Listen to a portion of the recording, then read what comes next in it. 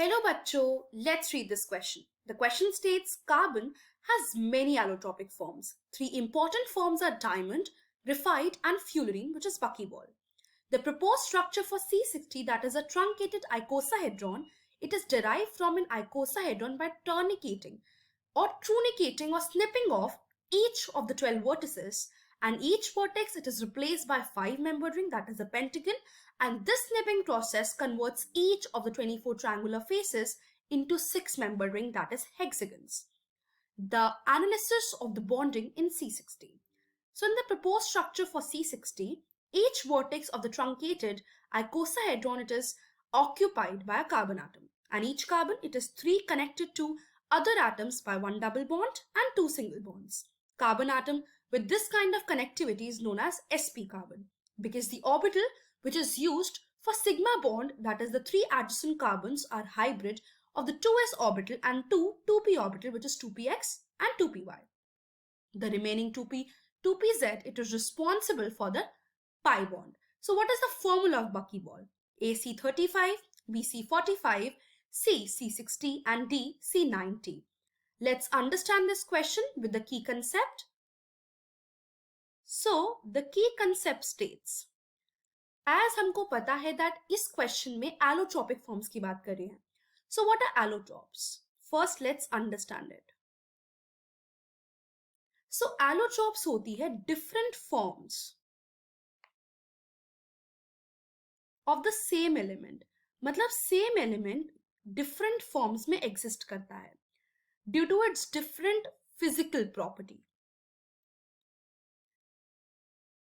But उसकी chemical properties almost same होती है, but physical properties की वजह से वो different forms attain करता है.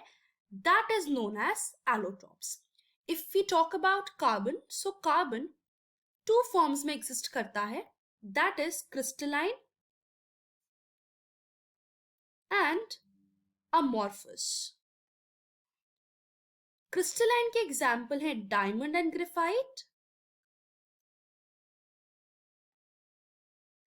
and amorphous के example है charcoal, coal और gas carbon. So 1985 तक diamond graphite basic allotropes थे carbon के, but in 1985 something happened. That is, new family discovered हुई carbon allotropes की. So new family scientists ने discovered करी जिसमें क्या था, कार्बन एटम्स एक क्लस्टर फॉर्म कर रहे थे या तो ट्यूबुलर स्ट्रक्चर्स फॉर्म कर रहे थे, मतलब हेवी कार्बन्स वो ओवरऑल क्लस्टर्स से डिफरेंट शेप्स फॉर्म कर रहे थे, जिसमें वो ओवरऑल तो कवर्ड थे पूरे कार्बन एटम से, बट वो इंटीरियरली हॉलो थे. सो न्यू फैमिली डिस्कवर्ड हुई जिसमें there are clusters of carbon atom, and ये डिस्कवर करा वेरियस साइंटिस्ट ने. The scientists were H.W. Kroto, R.F. Curl and R.E. Smollett. So they discovered that and उन्होंने family का नाम रखा fullerene.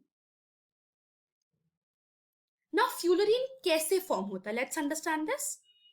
So graphite होता है, as we know that graphite is the allotrope. So graphite में अगर मैं 2 साइड ग्रेफाइट की इलेक्ट्रोड्स लेती हूँ और इलेक्ट्रिक आर्क स्ट्राइक करवाती हूँ, एंड इलेक्ट्रिक आर्क अगर स्ट्राइक होगा तो वो हायर टेम्परेचर पे होगा. सो इलेक्ट्रिक आर्क का स्ट्राइक कराया at higher temperature, that is 3773 kelvin, और अगर इलेक्ट्रिक आर्क स्ट्राइक होगा सो उसके साथ inert gases are required, that is helium, argon required होगा. सो इससे क्या होगा, कंडेंसेशन हो जाएगी एंड वेपराइजेशन हो जाएगी, जिसकी वजह से हमको क्या मिलेगा, वेपराइज्ड कार्बन मिलेगा. And due to vaporised carbon presence what will happen, आगे फर्दर कंडेंसेशन से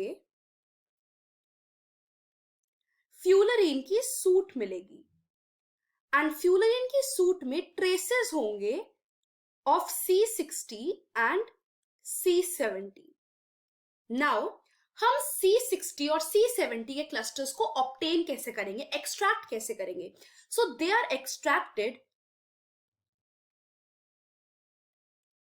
बाय एरोमेटिक सॉल्वेंट्स, जैसे कि बेंजीन हो गया, टोलुइन से हमने उसको एक्सट्रैक्ट किया एंड सेपरेट किया bye chromatography.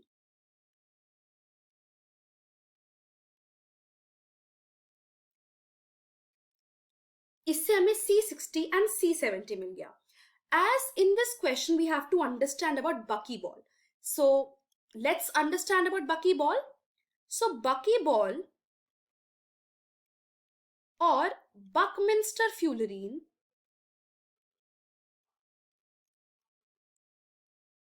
it is basically composed of 60 carbon atom जो clustered होंगे। Because 60 carbon atom clustered है, hence इसको हम C60 बोलते हैं।